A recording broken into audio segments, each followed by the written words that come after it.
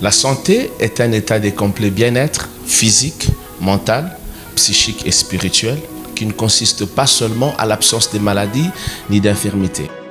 Les informations, les découvertes ainsi que les avancées technologiques dans le domaine médical, les questions, les interrogations, les préoccupations, les hôpitaux, le cabinet, les firmes pharmaceutiques, les équipementiers médicaux et autres formes d'entrepreneuriat dans le domaine de la santé. De Lubumbashi à Kasumbalesa, en passant par Kipushi et Kimembe, Bonjour Santé vous dit tout. Les médecins, les infirmiers, les kinésithérapeutes, les pharmaciens ou les techniciens seront là pour partager leurs passions. Je vous donne rendez-vous tous les jeudis à 17h15 sur Osana Télévision.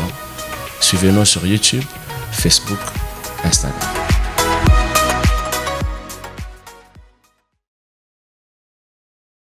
Bonjour, bienvenue dans votre émission Bonjour Santé. Merci, vous êtes nombreux à nous écrire, vous êtes nombreux à nous encourager à continuer cette émission. Merci de continuer à nous envoyer vos questions.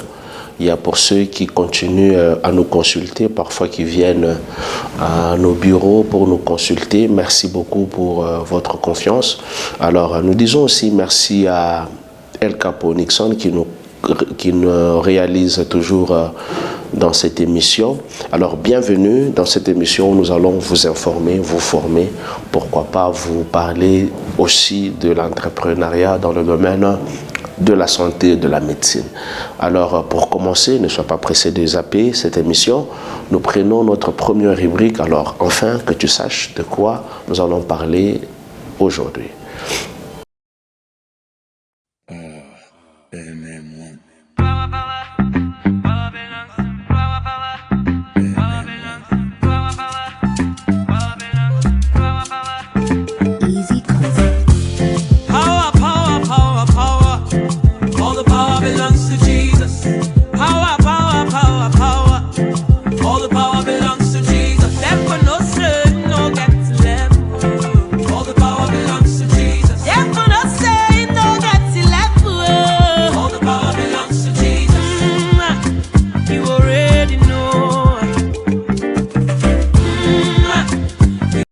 Alors, pour aujourd'hui, vous allez remarquer que nous voulons parler des attitudes à prendre en ce qui concerne la saison sèche. Parce que vous allez remarquer qu'à Lubumbashi, nous sommes en transition entre la saison de pluie et la saison sèche. Alors, bien pendant que la saison sèche commence, vous allez vous rendre compte que dans notre milieu à Lubumbashi, il y a une flambée des maladies respiratoires. En dehors des maladies respiratoires, et beaucoup plus aussi chez les enfants, l'arbre respiratoire est touché. Alors, c'est important de savoir des attitudes qu'il faut prendre. Quand une saison change, nous devons aussi changer notre accoutrement. Alors, il est important de savoir, premièrement, pour ce qui concerne l'accoutrement, pendant la saison sèche, nous devons porter des habits qui nous aident ou des pulls qui nous aident contre le froid. Pour ceux qui sont véritablement très sensibles, il faut beaucoup plus privilégier les habits en longue manche pour les hommes, tout comme les femmes. Alors, pour ceux ou les femmes qui travaillent, où il y a l'exigence de porter des jupes, vous devez par moment mettre des collants qui vous permettent d'éviter une exposition au froid très longtemps, de vous exposer très longtemps au froid. C'est très important. Alors, n'oubliez pas que dans notre milieu, ici à Lubumbashi, pendant la saison sèche, il y a une forme de poussière qui va commencer. Alors, pendant que nous serons pendant la poussière, il sera important d'utiliser les cache-nez. L'utilisation des cache-nez, c'est très important pendant cette période. Pour des personnes qui vendent les histoires sur la route, vous m'entendez, vous êtes à la maison, vous vendez les histoires, les beignets, la nourriture. C'est important de couvrir beaucoup plus pendant cette période. Pourquoi? Parce que la poussière peut être un danger qui peut être à la base de développer certaines maladies. Les gens peuvent venir manger, payer la nourriture chez vous, mais ils développent les maladies. Alors pour toi qui veux payer des choses sur la route, rassure-toi. Rassure-toi énormément que la nourriture a été bien couverte, les choses sont bien couvertes pour éviter ce qu'on appelle les maladies de mains sales. Alors, pour ce qui concerne les enfants, le tout petit, alors, il faut privilégier le port des bonnets, n'est-ce pas, chez les enfants.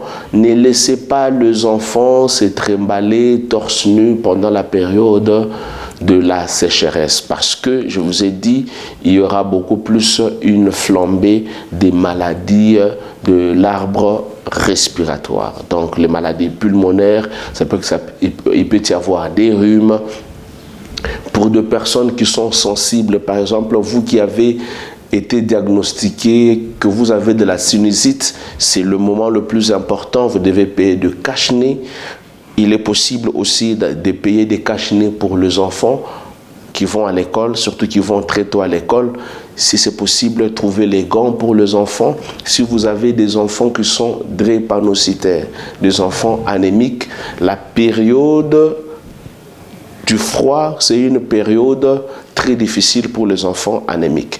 Alors, il faut le protéger contre le froid. Si vous êtes parent, vous m'écoutez, vous avez des enfants qui sont anémiques à la maison, vous devez les protéger contre le froid. Utilisez des gants pour eux, des bonnets. Ne les laissez pas dormir exposés au froid. Alors, l'un des derniers conseils que j'aimerais donner dans cette tranche de docteur conseil, c'est pendant la période du froid, nous remarquons aussi beaucoup une flambée de brûlures. Les brûlures liées à l'eau. Les brûlures liées à l'eau. Donc, vous avez chauffé de l'eau, vous n'avez pas été très prudent dans la maison, puisqu'il fait froid, il faut que nous puissions utiliser de l'eau chaude. Alors, les enfants tombent dans les casseroles d'eau, où les mamans versent de l'eau, les grandes sœurs versent de l'eau sur leurs petites sœurs. Soyez prudents pendant cette période. Vous chauffez de l'eau, vous avez un chauffe-eau, soyez prudents pendant la période de la sécheresse, sinon vous risquerez de vous créer vous-même de problèmes. En dehors des brûlures liées à l'eau chaude, nous constatons aussi que pendant la période du froid, il y a beaucoup de gens qui meurent par l'intoxication au monoxyde de carbone. Comment ça arrive? Ça arrive lorsque vous enfermez dans la maison, vous allumez un brasero alors que vous n'avez pas assez d'espace dans la maison, et puis lorsque vous allumez votre brasero, vous le mettez à même le sol. Votre sol est fait du ciment. Que ce soit le ciment rouge ou le ciment normal, plus vous êtes dans la maison, vous allez développer la réaction entre le feu et le ciment va faire en sorte qu'il y ait la production du monoxyde de carbone. Vous qui êtes dans la maison, vous pouvez vous intoxiquer au monoxyde de carbone. Alors c'est pourquoi prenez des précautions les plus importantes en ce qui concerne les habitudes, en ce qui concerne l'alimentation. Il est vrai que pendant la période froide, les gens ne prennent pas assez d'eau. Prenez l'habitude de prendre de l'eau à boire, pourquoi pas ne pas prendre aussi l'habitude de se laver, voulais-je dire. Prendre l'habitude de se laver pour ne pas fuir le froid. C'est très important. Merci de nous avoir suivis pour cette première tranche. Alors, prenez garde à vous parce que la santé, c'est le pilier pour faire même le projet. Vous ne pouvez pas faire le projet sans être en bonne santé.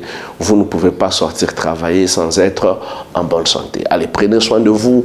C'était notre première rubrique pour ce qui concerne Docteur Conseil. Alors, nous prenons notre deuxième rubrique. Nous allons parler de notre petit sujet du jour afin de vous expliquer. Vous saurez de quoi il s'agit en ce jour.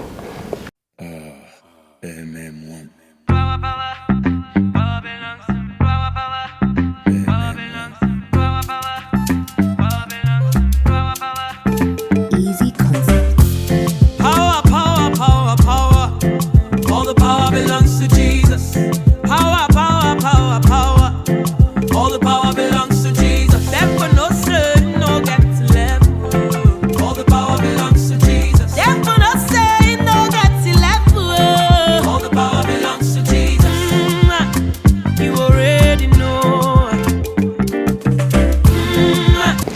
Merci beaucoup. Nous sommes en train de parler de la ménopause.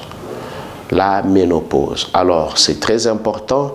Aujourd'hui, je voulais parler de la ménopause. Mais avant de parler de la ménopause, il y a 2-3 petites choses que j'aimerais définir pour ce qui concerne les mamans. Nous ne pouvons pas parler de la ménopause sans parler de ménarche.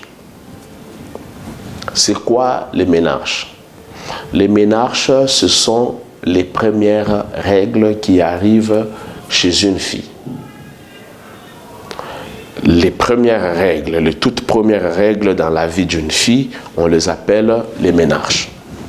Les ménarches peuvent survenir à l'âge de 9 ans, à partir de 10 ans, ça dépend.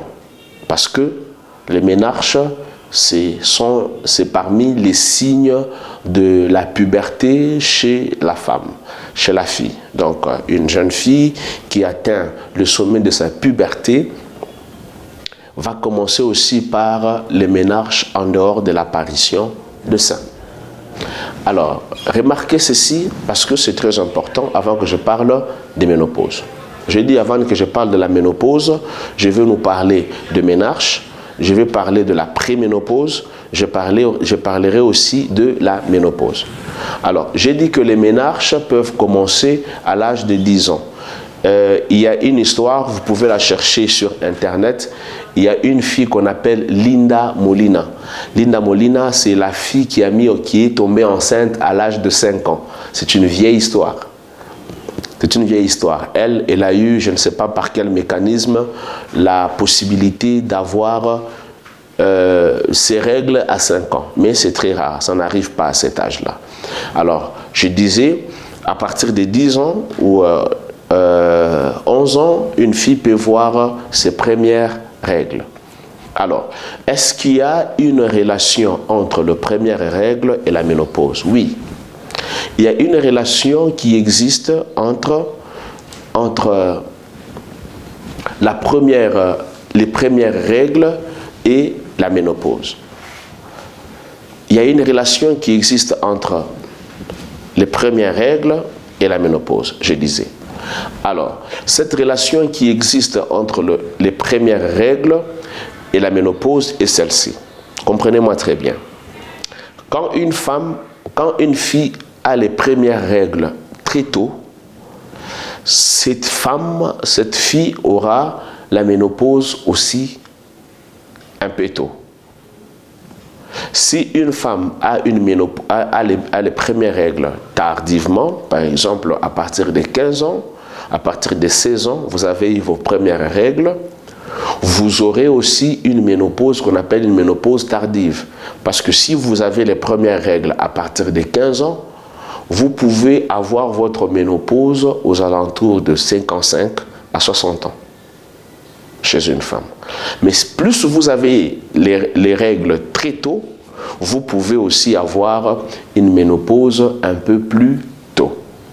C'est-à-dire, la ménopause, nous allons de l'âge, ça varie entre 40 et 50 ans. Ça dépend.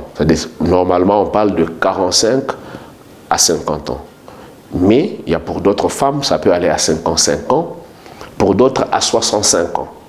Mais ça dépend tout simplement de l'apparition des ménarches. J'ai dit que les ménarches, ce sont les premières règles que nous observons chez la fille. Ok. La deuxième des choses que je voulais définir aujourd'hui dans cette émission, je voulais définir la préménopause. Parce que nous devons faire une différence entre la préménopause et la ménopause. C'est très important. La préménopause, c'est la période où la femme a plus de signes cliniques qui se manifestent contrairement à la ménopause. Ok. C'est quoi la ménopause?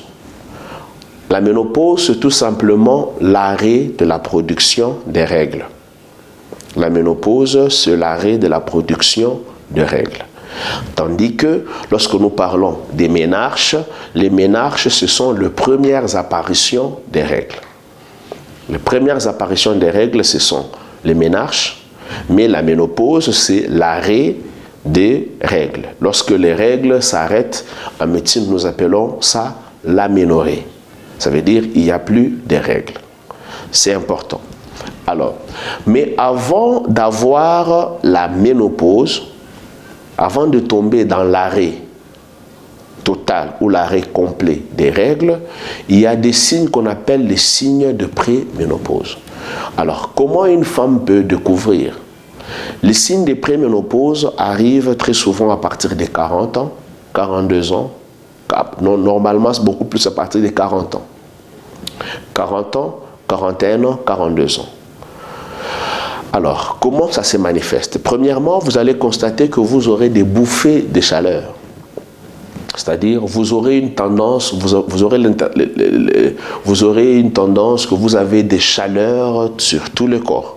Vous avez une chaleur qui est presque incontrôlée. Alors, cette chaleur qui est presque incontrôlée, en dehors de bouffées de chaleur, vous pouvez constater que pendant cette période, vous commencez à avoir des règles qui commencent à devenir irrégulières. Ça veut dire, vous avez des règles aujourd'hui, et après, les règles reviennent 2 mois plus tard ou 3 mois plus tard. Parfois, ça devient des règles qui sont des règles qui deviennent très douloureuses. Vous êtes aux alentours des 40 ans, 41 ans, 42 ans. Ça peut être déjà le signe de préménopause. Cette chaleur, vous pouvez la ressentir dans les mains. Vous pouvez la ressentir dans les mains, vous pouvez ressentir cette chaleur en dessous de vos pieds, vous ressentez une chaleur dans la tête, parfois c'est tout le corps. Il y a aussi un autre signe qui est aussi important, vous allez remarquer que vous aurez beaucoup plus une forme de colère. Vous aurez une forme de colère, vous aurez vraiment une forme de colère, une colère incontrôlée que vous aurez. Alors, rassurez-vous que cette forme de colère, tout ce que les enfants font vous énerve, vous ne maîtrisez pas alors que vous n'étiez pas colérique. Alors, ce sont les signes qui arrivent chez une personne qui est en préménopause. Alors, quand on atteint maintenant la ménopause, c'est-à-dire on va constater qu'il y aura l'arrêt complet. C'est-à-dire c'est un arrêt complet de règles. Les règles s'arrêtent. Alors, qu'est-ce qui se passe en réalité? Ce qui se passe, c'est que les règles s'arrêtent parce que la femme ne produit plus les estrogènes dans le corps. Vous allez constater que les estrogènes, ce sont les hormones qui sont à la base de la féminité, beaucoup plus. Donc, ce sont les hormones qui font que la femme soit un peu plus douce. Ce sont les hormones qui font que la femme a une voix presque féminine, différente de la voix des hommes. Alors, ce sont ces hormones qui aident aussi à la production des règles. Alors, lorsque ces hormones s'arrêtent dans l'organisme, à un certain âge, ces hormones s'arrêtent. Lorsque ça s'arrête, il n'y a plus production des règles et on entre en ménopause. Alors, quand on est en ménopause, vous allez constater ce qu'on appelle l'atrophie vaginale. L'organe génital de la femme va s'atrophier, c'est tout simplement normal parce qu'il n'y a plus d'estrogène. La peau de la femme commence à devenir un peu dure. Vous voyez, vous allez remarquer que plus maman na komea akiweke poudre imbambetena, ce n'est pas un péché parce qu'en réalité il n'y a plus d'estrogène. Alors, c'est une situation qui est normale, qui arrive chez toutes les femmes normales. Alors, ce qui est important à savoir est ceci: le symptôme de préménopause ou les symptômes de ménopause, ou quand la femme est en ménopause, elle doit changer son alimentation. Pourquoi? Parce que quand les femmes entrent en ménopause, vous allez remarquer que pendant la ménopause, il y a beaucoup de douleurs osseuses chez les femmes. Pourquoi? Parce que les estrogènes, ce sont les hormones qui nourrissent aussi les os. Alors, ce qu'il faut faire, pour terminer pour aujourd'hui, qu'est-ce qu'il faut faire? Vous constatez que vous avez des signes de préménopause. Avant, on donnait les estrogènes synthétiques. C'est-à-dire, on piquait aux femmes les estrogènes pour que les femmes restent toujours belles. Beaucoup de femmes ont fait ça, beaucoup plus en Europe, qu'elles restent toujours belles pour qu'elles évitent la ménopause. Mais il s'avère que les estrogènes synthétiques ont entraîné le cancer au milieu ou chez les femmes qui ont été exposées au traitement. C'est pourquoi le traitement des estrogènes synthétiques ne se donne plus pour soigner la préménopause ou pour soigner en fait la période de ménopause, pour se sentir mieux.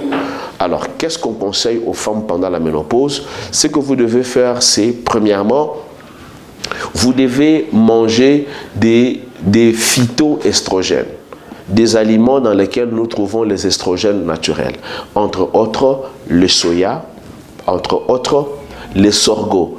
Dans les sorgho, vous pouvez y trouver des estrogènes qui sont naturels.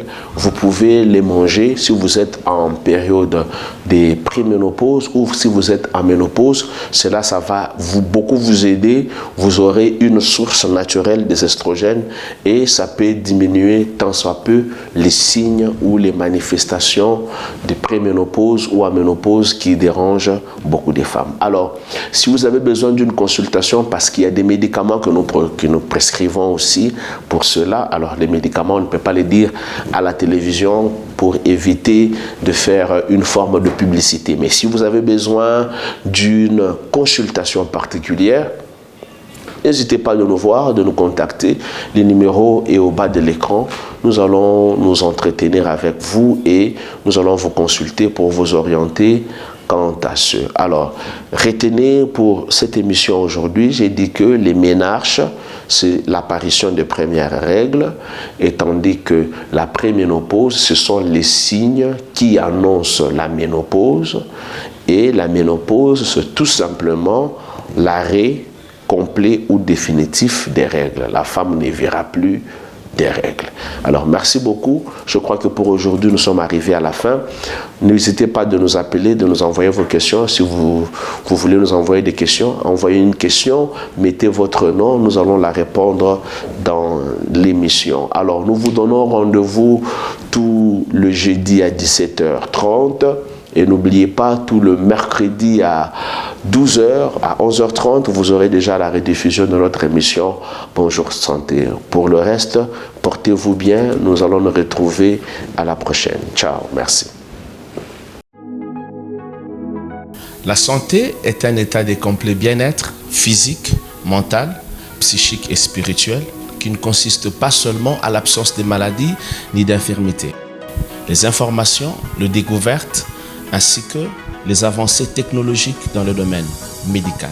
Les questions, les interrogations, les préoccupations, les hôpitaux, le cabinet, les firmes pharmaceutiques, les équipementiers médicaux et autres formes d'entrepreneuriat dans le domaine de la santé. De Lubumbashi à Kasumbalesa, en passant par Kipushi et Kimembe, Bonjour Santé vous dit tout. Les médecins, les infirmiers, les kinésithérapeutes, le pharmacien ou le technicien seront là pour partager leur passion.